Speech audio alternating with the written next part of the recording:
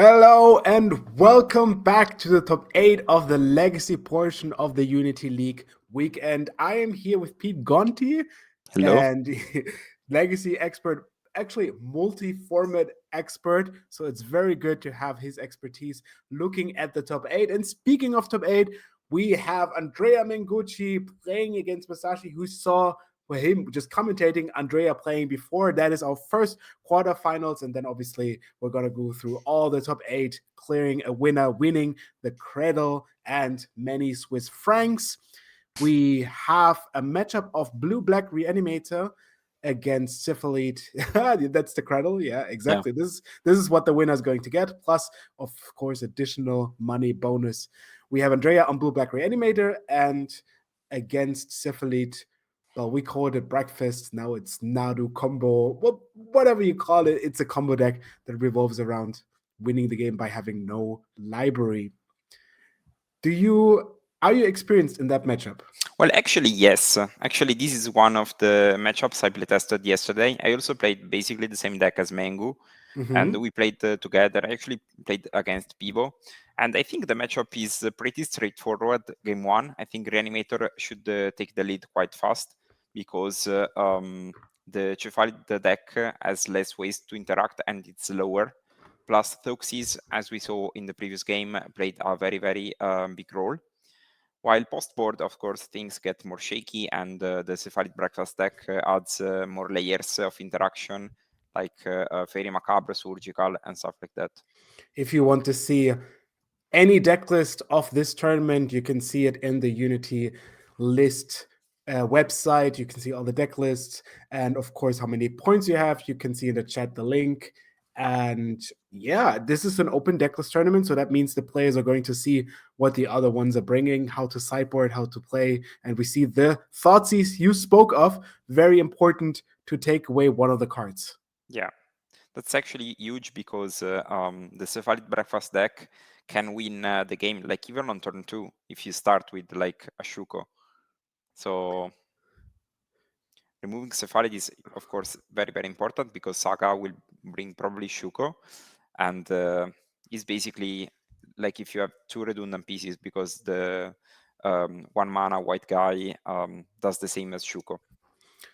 So, of course, the combo works around targeting the cephalid creature in your graveyard. Once it gets targeted, you mill 3 cards. And since your equipment or the Nomad Encore does that for free, you can basically mill your whole library in that instance.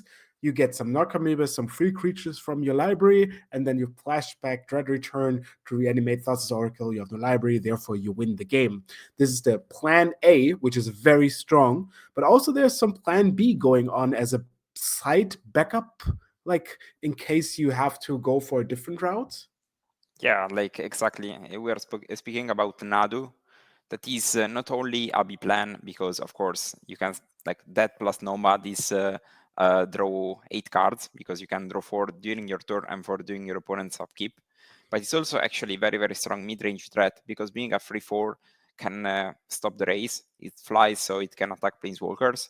And we saw that especially versus other blue-black mid-range players that you play Nadu and then it suddenly becomes a problem, and if they remove it, you still get value out of it. So the card is actually very strong. You said Andrea has to be on the foot against the combos, and now putting a 6/5 troll into play, is that considered to be a good play because it puts some pressure, or more of a I have to do it because that's the best I have? Well, actually, playing the deck, for me, I understand that you really need to get your flow of cards going.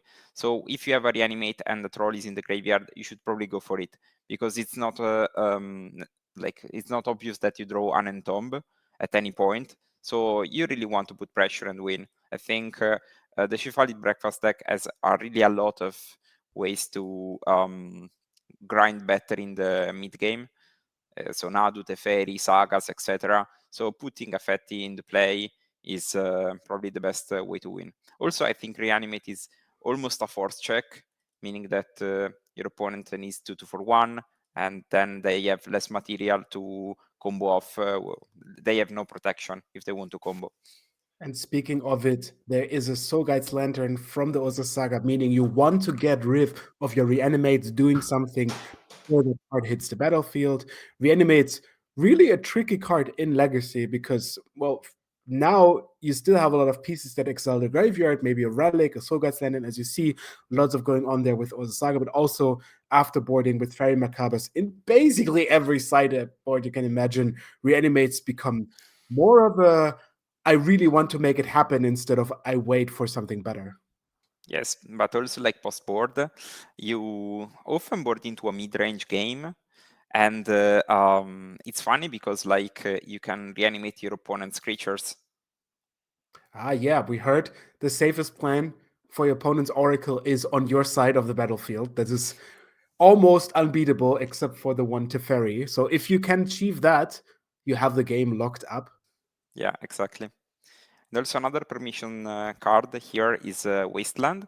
Yeah, how Waste- important would you say Wasteland is against this deck?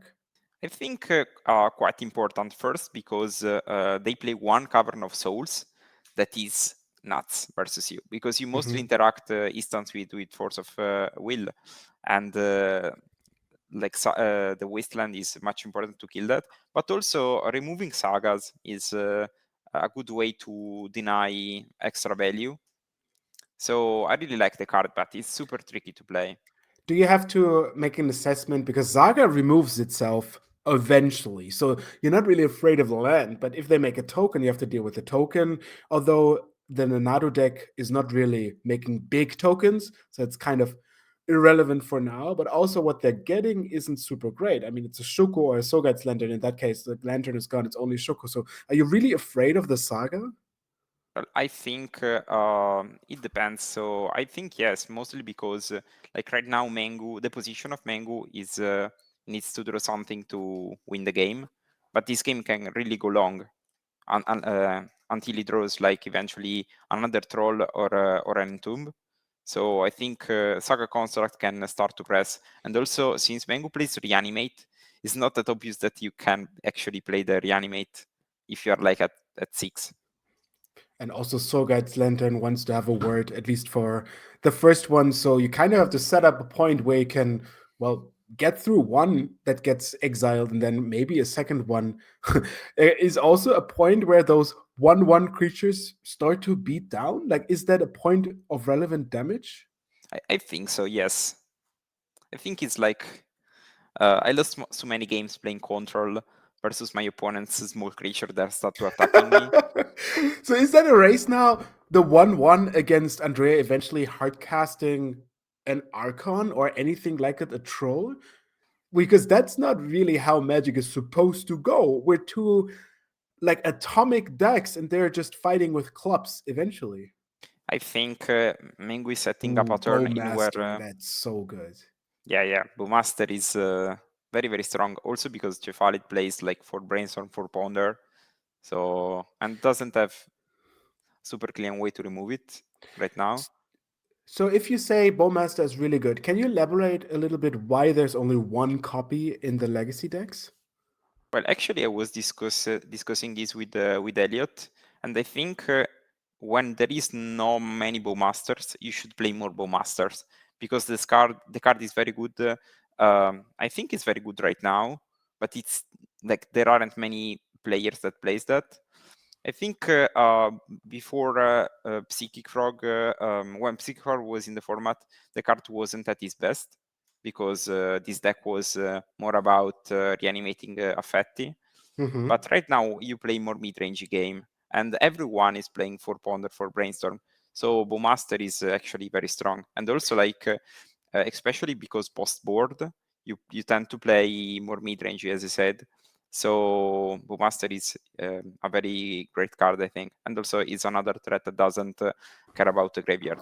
So would you say that it should have been played more, but since the banning Legacy hasn't really caught up to realizing that, and realizing that is a big advantage.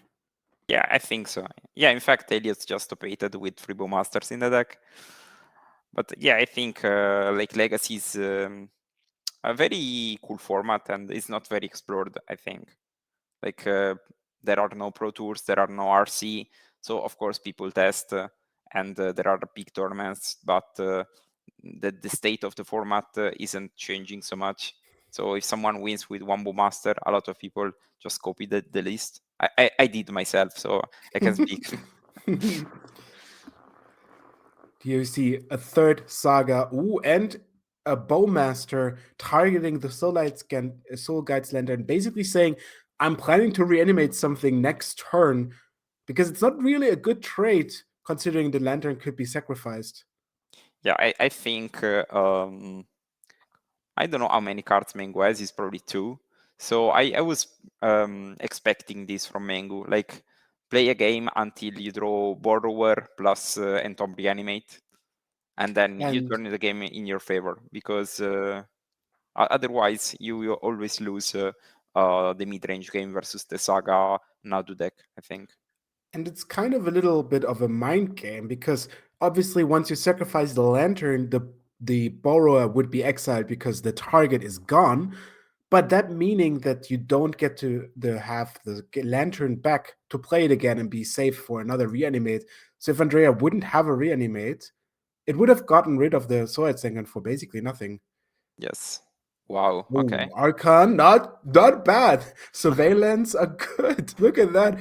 You don't even need Entomb. Did Andrea really just cast it without anything? I think that was the case, right? I think he just I, kind of baited. It I, also got one more orc power because of the drawing card clause. I Oh, think probably the last card is animated. and you are indeed correct. Animate that targeting Archon of Cruelty, and that should spell doom very quickly. Yes, that's a cruel move for sure. Cards in hand, one less, life total, three less. I'll draw a card. Next turn, you're dead. And well, with nothing going on, not even one of the combo pieces you really have. Basically, the miracle brainstorm to work with, and that's not it. Messiah actually does concede game one, Yeah, and we're like going to sideboarding. that's how we expected. Like game one is usually kind of straightforward. Like blue black has more things going on. So unless Jefalid can combo off quick or just draw cover Nadu, otherwise usually I think he's on the back foot. Okay, let's have a look at the deck list then and see why is it not straightforward after the sideboard. What changes? What makes it more complicated? Because the Nadu plays more interaction for the graveyard. So you can just, especially if the interactions are in hand, you can just combo off like he did. Because of course, Soul Guide Lantern is good, but it's not very good, because it's on play. But Fairy Macabre is basically super hard to interact with, and if you if you go off and you do nothing, you will eventually lose the mid game, as we said. So I think also Mengu start to play other creatures, like you usually side in Barrogoyf, you side in Doughty Voidwalkers that also stop the combo, and you also side in the removals. So you basically turn into a mid-range deck, siding out partially the combo.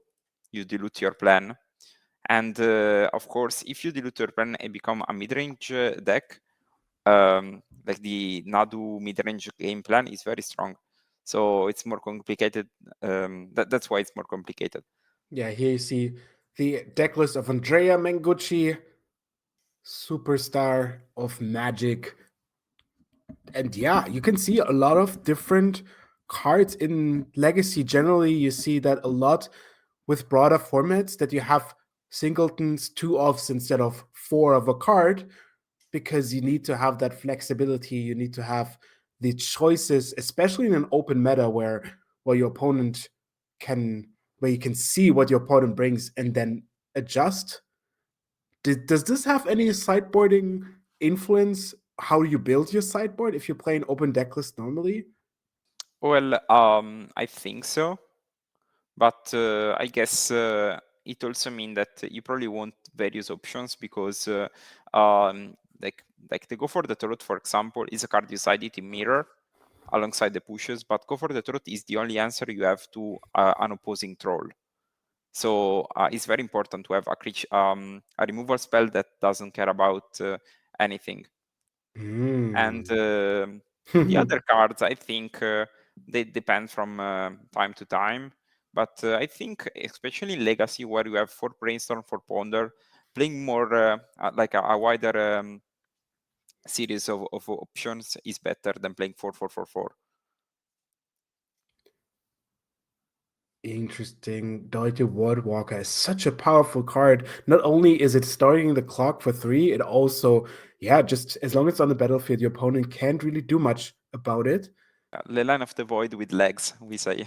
And potential, I mean, not against the Syphilid deck, but against some other decks, very potential casting some big cards. Like if you manage to snag an Archon, you can just cast it yourself, and that's very, very potent.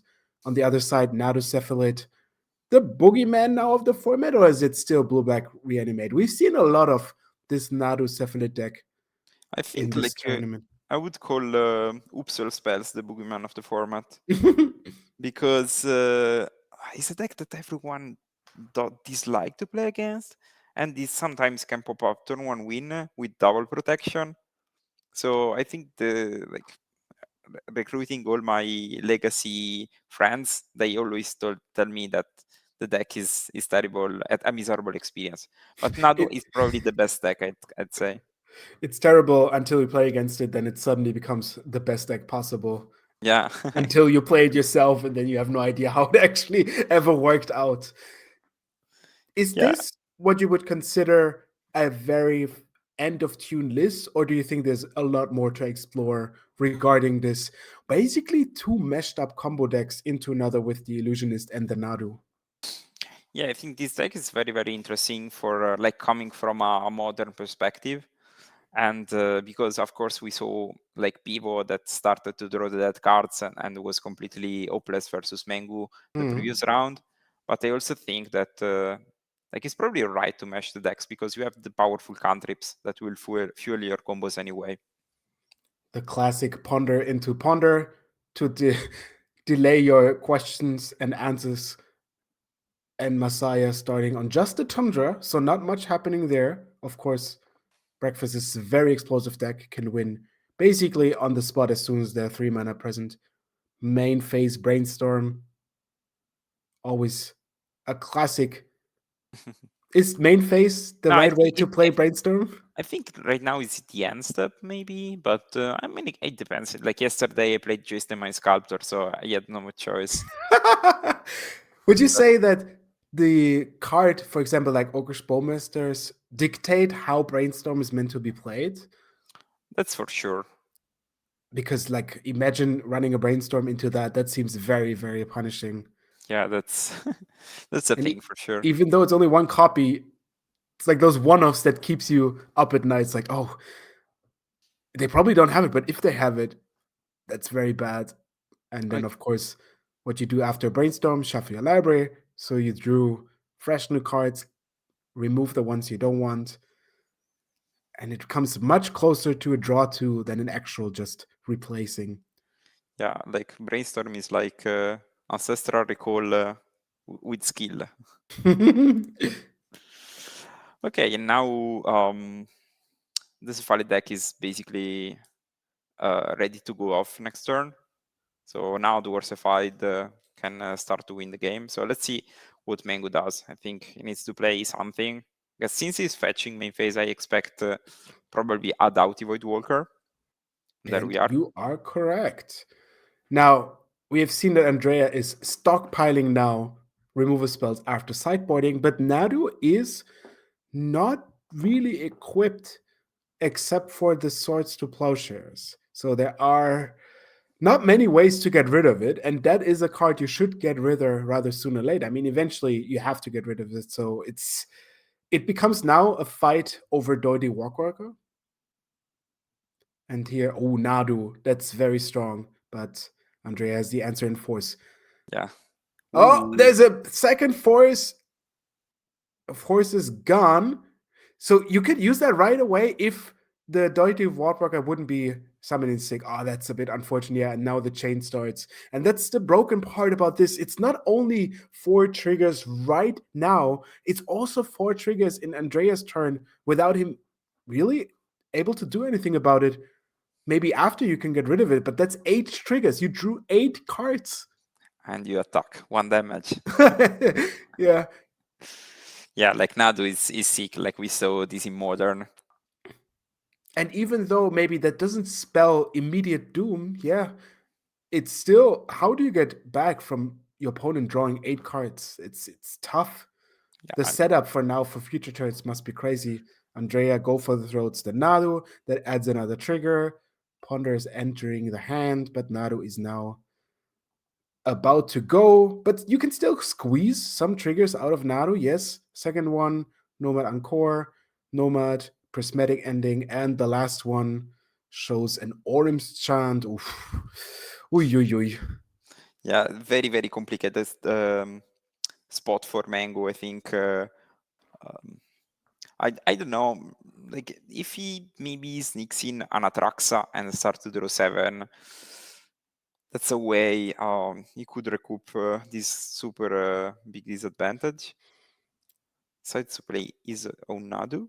Interesting. Oh, okay. Is Andrea sideboarding Shokus on his own to start the combo? Oh, actually, if you kill the Nomad, you just steal your opponent's combo somehow, right? I mean, you still also like just draw cards, but I mean, who I says mean, no to 4 cards a turn? yeah, I think that's a plan for Mango. But we see that Masaya is like a Sword to Plowshares in hand. So I don't know.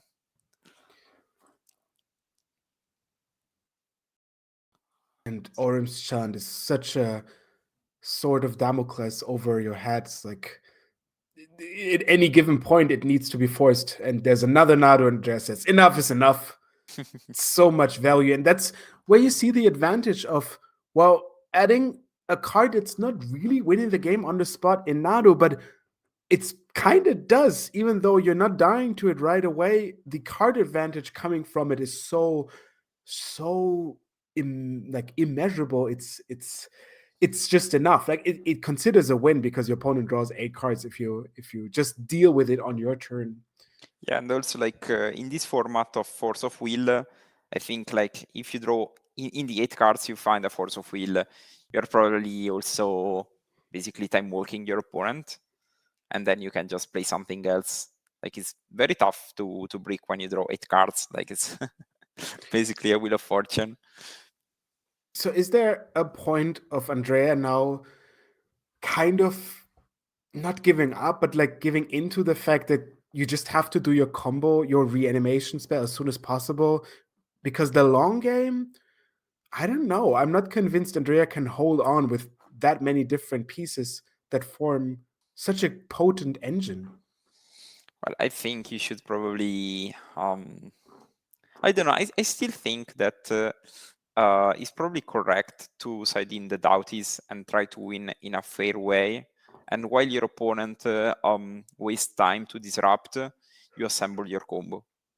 And if your opponent doesn't interact but decide to play their own interaction, like we saw Ghost Vacuum, but also Fairy Macabre, you still have a beatdown plan. So I kind of like this confusing with the beatdown a bit more. But of course, like we saw Masaya that had the combo plus force plus another Nadu.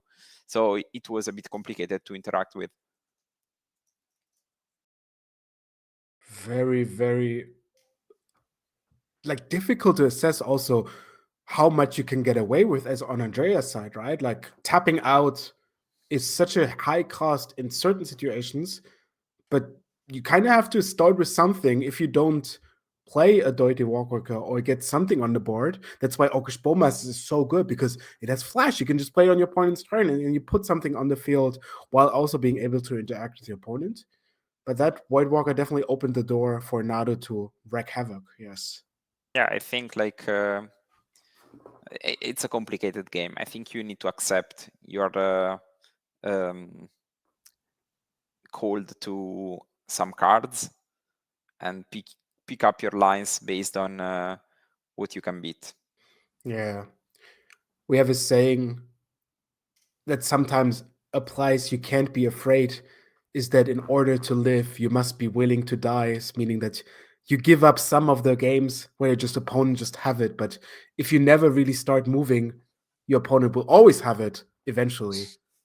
Yeah, exactly. Yeah, I think like this matchup is actually very skill intensive. Like we spoke about turn one kills, etc. But playing this matchup very well is super Ooh, complicated. another mulligan from Andrea. That's rough. It's already down to 5. If you want to mulligan in a format, it might even be legacy because your possibilities are so strong. But once you say after sideboarding becomes more of an attrition war, I think mulligan so. really hurts. I think Masaya can leverage the fact that Mengu mulligan. Also, considering that Force of Will is one of the best cards, so once you force one spell, you're basically top decking. So 2 cards go down. There's a flooded strand, and the ponder just right away going into the graveyard. Yeah, you can see both of them play forever, so all of this is going very smooth. And you verbalize and you communicate. Maybe not as you're known for a very technically correct player, but that's definitely good enough. yeah, I think Ponder, like we're all friends, so it's also probably that there is cheer and laugh at the table. Like before yes, Pivo and Mango, it was a very funny game, even if it was of course very tense because it was a win and in. yeah. Everybody was or is part of the same team, so definitely a lot of knowledge between them. And yeah, let's see how Messiah can actually punish the Mulligan. Just a tropical island for now. Here we see a Thoughtseize. That's a good start. Even though you're on the Mulligan, you still want to see what's going on. I probably expect maybe a brainstorm. I'm Let's not sure. see. Like Veil of Summer is still a card in those decks, but it's usually like especially in close deck list, turn one Thoxis versus Trop might be problematic, but this is not the case, of course. Yeah, we know, and Andrea knows there is no Veil of Summer, so nothing to be concerned of here. But as you said, a reaction brainstorm is definitely something very potent because you can hide now 2 cards of your hand, and if you're smart, that's the 2 cards you don't want your opponent to see. And if you have a Thoughtseize, but you can take 2 of the best cards, that significantly makes that card worse. And the funny thing is, you can even pretend that on top there is something your opponent doesn't want to see. Yeah, I You love just put 2 brainstorm. lands on top, and then you just show your hand. It's like there's even more where that came from. Yeah, Have you ever conceded? Oh, a daze. nice. So, now Okay. look. And a wasteland. Okay, so that will throw Messiah back quite a bit by actually 2 turn. Oh, the basic plains. Oh, it's a swamp. The basic swamp. Yeah. No, I think it's actually a plains. I don't know. I can No, I it's can a tell. basic plains. Yeah, makes sense. Okay, 3 mana. Andrea, what are you going to do? That's probably maybe a Barrogoyf or a Doughty. And if Masaya, I think Barrogoyf. Ooh, actually, a Murktide. Oh, look at that. We all know Murktide, exiling 2 instant and sorcery spell, meaning it's already a 7/7 dragon. I think Masaya respecting dates with the Sword Splasher that is about to point at the Murktide. It's always sad to see a dragon gets 5/5 exiled. dragon. Yes. Oh. You spent just all your graveyard and resources to cast it, but now, well, you gain 5 life out of it. That's good. And there's the Baragolf. Baragolf, Yeah, one of the new additions since Modern Horizons 3. like Tarmogoyf, but playable. I remember a time where Tamogorf was playable. It Okay. wasn't too long ago. It was just right before COVID. Can I say okay, boomer? No. I've seen you play with Tamogorfs as well. That's true. That's true. Don't at me. But obviously now the black version and even the red version in some decks are just the more played cards. Yeah, like the red one is actually very, very strong, but second swords takes care of it. Oof, Andrea is trying to get something going, but Messiah has all the answers. The only thing that's missing is something progressing his board as well. That's a Soul Guide Lantern, exiling a Flooded Strand because it has to, but not really doing anything. Andrea's down to one card. Look at that. Oh no, three cards. Three cards now. Is there something relevant going on? 2 mana, a Doughty Workwalker. That's good. Third creature, nice. That is not very given because you don't play that many creatures in your deck, especially after sideboarding.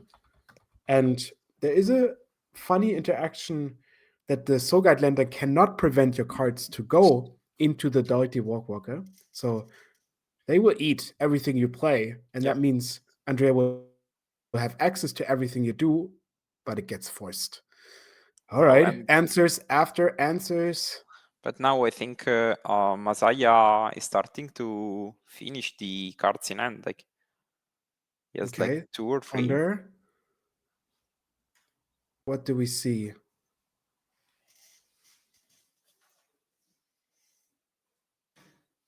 Fairy Macabre. Plus That's double probably. Nadu. Do you want a Fairy Macabre? That seems like something you don't want to see, no? I don't think so. No, But I think he draws it. I think he drew a Nadu. I guess. I'm not sure. There's also no land, right? Okay, draw a card. Ah, look at that. Yes. So I think he kept the fairy, knowing that he wants to draw a card. Andrea has yet another creature to start the beta on Oakish Bowmaster, getting another trigger from the Soul Guide Lantern draw. I think Mengu is playing this in a masterfully way. Like as we said, Just play your spells.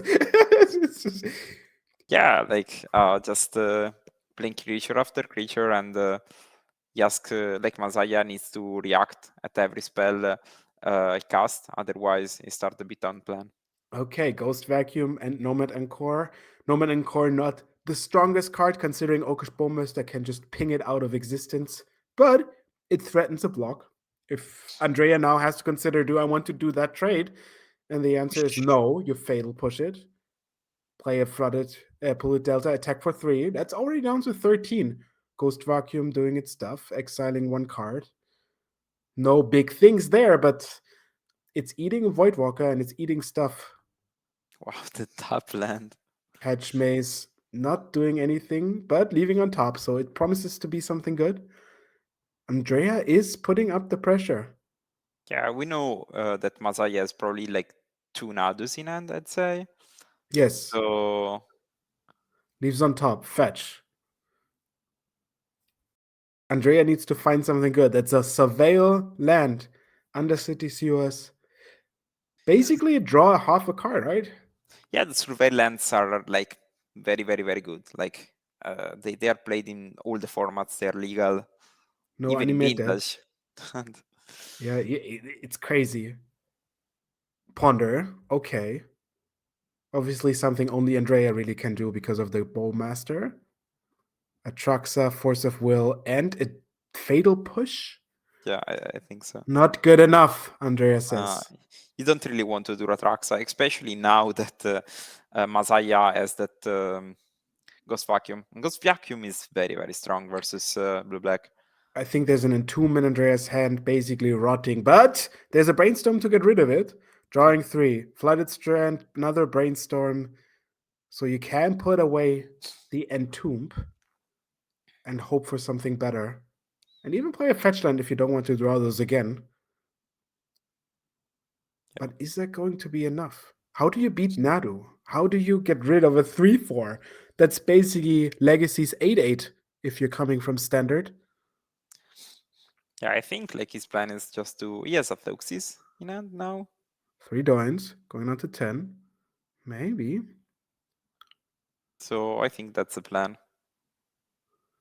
And that's the Flooded Strand, setting up the library. Just to be a surprise. It's kind of awkward if you have a reanimate deck and then all of a sudden you don't want all of your reanimate cards, not your big creatures, not your Entomb, not your Reanimates. It takes a big chunk out of your deck that you want to draw.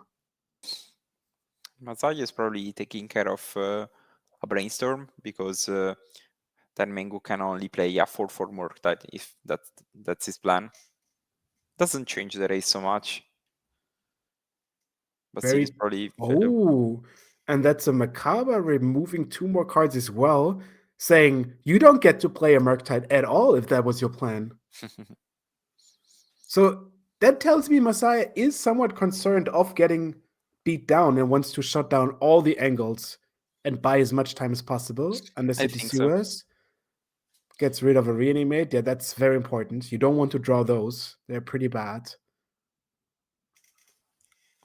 That's, And is that the huge Nadu wall that we've been expecting? Ghost Vacuum exiling yet another card. and that's Kind of, actually interesting because if Mengu has Entomb Reanimate, yeah. Does that that tell you that Messiah has something else going on in his hand? Or is that just kind of he wants to remove a spell so the Murktide doesn't get as big?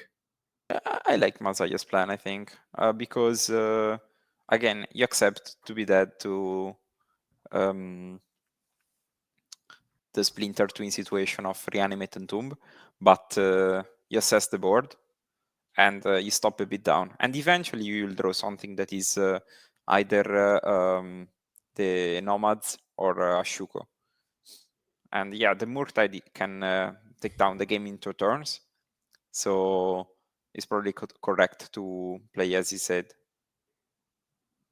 And remember, this is still Andrea coming back from a mulligan to 5, looking at a ponder, checking his options. Is that really what you want?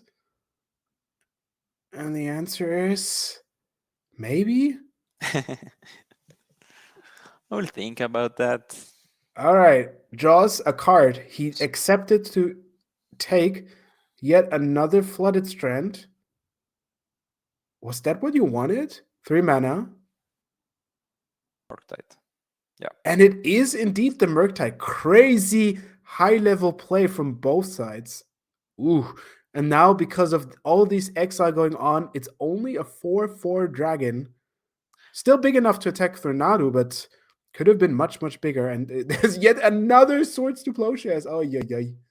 Yeah. I was Crazy. also thinking about Masaya can start to exile his nomads, and as soon as he draws his sixth land, he can just present a combo.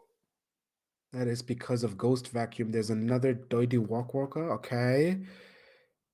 Also, Nadu, in one of its infinite weirdness, has not the clause that you have to draw the card. It basically just says you put it into your hand. Yeah. And that goes around Orcish Bowmaster, as weird as it sounds, a form of indefinite card advantage by not drawing cards. Ponder. Okay. Yeah. You get your Orcish Bowmaster trigger, but do you want to target my Nadu? Maybe is that an option? Like, obviously not. It's Like, just a bait. please do. Yeah, exactly. It's like you have the option. Okay, that's a shuffle. So it seems to me that Messiah is also kind of empty-handed, right? Is there just no cards in hand? Um, I think so. Yeah, look at that. That's the no card hand rub if I've seen one. Probably, That but was an island. wow, Island wins the game. Wow. Next turn, though. Next turn. But that means Andrea still has something to say. Drawing a card, playing a ponder, if he needs to, basically, if he wants to, you need to get rid of that, at least the Naru. Can Yeah, you get rid of the soul vacuum? Probably not, I no. think you can't really kill the Nadu though because like you need to kill the Nadu in response to the Ghost Vacuum cracking. Ooh, that sounds like another form of mind game going on, in the sense of, well, I just pondered and I'm going to ponder. Andrea is using that option, but do you really want to then make the ghost vacuum do nothing for Yeah, 6 mana? Draw a maybe. card. Andrea. Well, that was not a land. What are you about to do? That's 7 damage. So that means he drew a dismember? Or fatal push, maybe. Is he counting because he knows he can attack? I think he's bluffing. No, Andrea doesn't think when he has nothing. I don't know. I would bluff Orcish Bowmaster here. We just attack with the all. No. You have only one in your deck list? Oh, you have a one in the sideboard. Yeah, you have to. I would just Oy, put oy, oy, Bowmaster so oy, hard oy. in this situation. Yeah. Andrea doesn't like to think. It's really, he has to have a decision, and he really attacks with all. 100% bluff, I call it. Incredible, if so. Can you afford to not block? Not really. Can So you?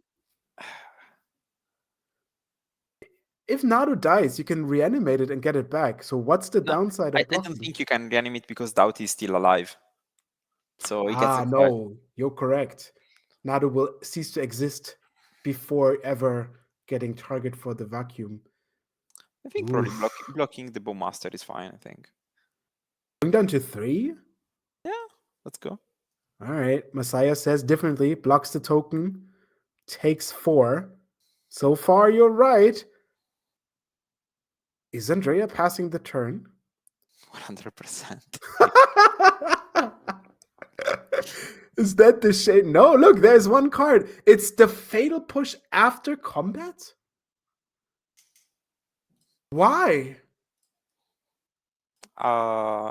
Didn't you crack your fetch clan in upkeep? Yes. I think probably Mengu wanted to attack with also the 33, so he had a clean way to win the game next turn. Because I think Masaya would have made the obvious block of blocking the Bowmaster because he wasn't that to another Bowmaster. No, but you could have just got rid of Nadu before blocking. And that's actually true. Like, why would you let him block? I'm not sure now. Okay, Makaba enters the exile party from Ghost Vacuum. So that means with that land in hand, you The funny, yeah. pop it. The funny thing is there is a Doughty Void Walker under the Ghost, so the Doughties can block each other. Ooh, shadow blockage going on. Where's the Saga? Tap 6, pop the vacuum. It is a ghost party now. Yeah, what happens, Andrea? You tell me. So, let's figure that out together. 6 mana, sacrifice it. Put each creature card exiled with Ghost Vacuum onto the battlefield under your control with a flying counter on it. Each of them is a 1/1 spirit in addition to its other types, meaning you just earned yourself a 1/1 flying Dirty Walkwalker, which is flying. It's a flying shadow version of it, so it cannot even be blocked by opponent. Then you have a 1/1 Macabre and a 1/1 basically unkillable Nomad and Core. So that can block the Orcish Bowmaster indefinitely, at least once. And now Andrea has access to Ghost Vacuum. Is that maybe an angle you want to push? I think you probably attack with Doughty 3 times. That's your plan. Okay. And we Tag, see that block. This one dies. Is that so? I think No, that's so. exiled, right? Yes. But it goes to the graveyard, I think. No. The card is already exiled. It's just a token. It's a token. Each of them is a spirit. No, goes on the battlefield. Yeah, no. I don't think It's so. put there. No, it's put there. It just goes into the graveyard. I lost to Flage under vacuum a lot of the times. Yes. So the question is, where does the Void Walker go? And the answer is, let's look at the Void Walker. I'm not sure. Like, it's probably layer things. If a card would be put in your opponent's graveyard from anywhere, instead exile it with a Void counter. So the question is, does this Void Walker ever touch your opponent's graveyard? And the answer is maybe if you want to. So it's not a layers. It's a replacement effect. Yes. And you have two replacement effects affecting your own card, meaning the own card of Messiah, which means Messiah can decide if he wants to let it go into his graveyard and therefore Andrea's graveyard, or exiled by the shadow.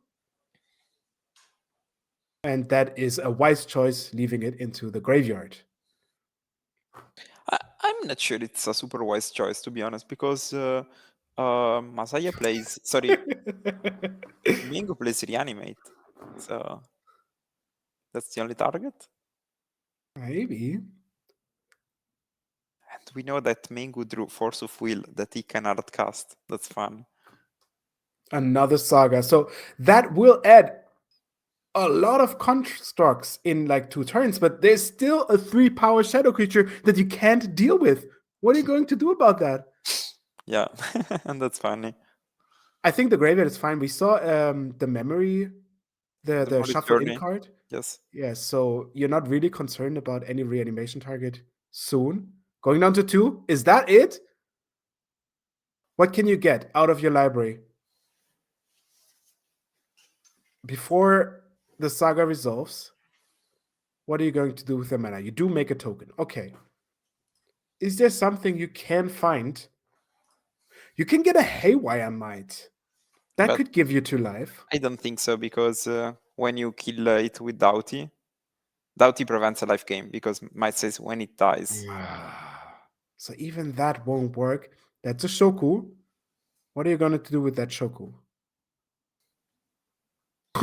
Your opponent is at 26 because of all of your swords to pushes. Are you fighting back, or is there another Nadu that you just drew?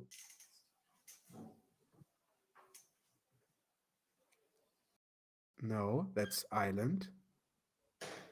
The island we knew about. What is your plan? Equip the token. Okay. So far, no good. Attack with the Wow, 2/1/1 flyers. Yes. that's incredible. Like Mengu One of winning the this on a multi 5 one of the token can attacks, but that's not enough. That's only 3/5 damage. 21. handshaking coming. 3, 2. Untap, upkeep. Can play Orim's chant. What What does he is have? that? He drew an orange chant. Yes. The voice of will. And that's it. Yes. Andrea on the mulligan to Wow. 5. Finishes Messiah off in the quarterfinals. Advances to the semis. Crazy. By just really playing well, but just creature after creature until it was too much. Yeah, that's a sick game, to be honest. Amazing.